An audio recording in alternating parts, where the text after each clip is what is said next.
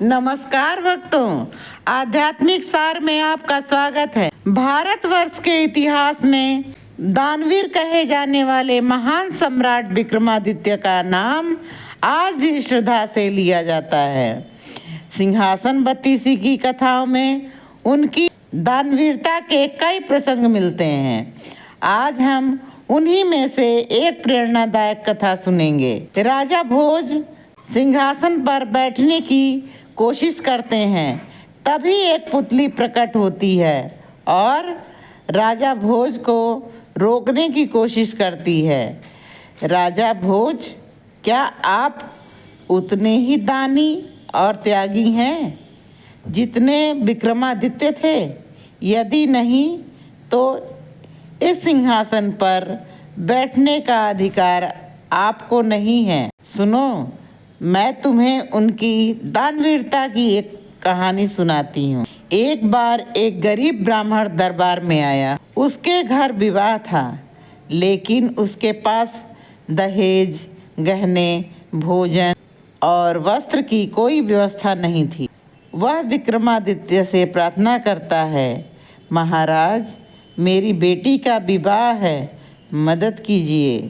राजा विक्रमादित्य ने मुस्कुराकर कहा, ब्राह्मण देव, चिंता मत करो, तुम्हारी बेटी का विवाह राजकुमारी की तरह होगा। राजा ने तुरंत अपने खजाने का द्वार खुलवाया और सोने चांदी की ढेरियां ब्राह्मण को दान कर दी, और लेकिन खजाने में वह गहने नहीं मिले जो ब्राह्मण चाहता था। तब विक्रमादित्य ने बिना सोचे समझे अपने मुकुट का कीमती हीरा और महारानी के गहने भी उतारकर ब्राह्मण को दे दिया।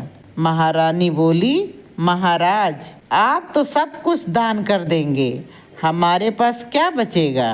राजा विक्रमादित्य ने हंसकर कहा, दान करने से घटता नहीं, दान करने से राजा की महानता बढ़ती है। ब्राह्मण की आंखों में आंसू आ गए और उसने कहा, महाराज, आप सचमुच दानवीर हैं। ऐसा राजा इस धरती पर दूसरा नहीं है। ब्राह्मण की बेटी का विवाह बड़ी धूमधाम से हुआ।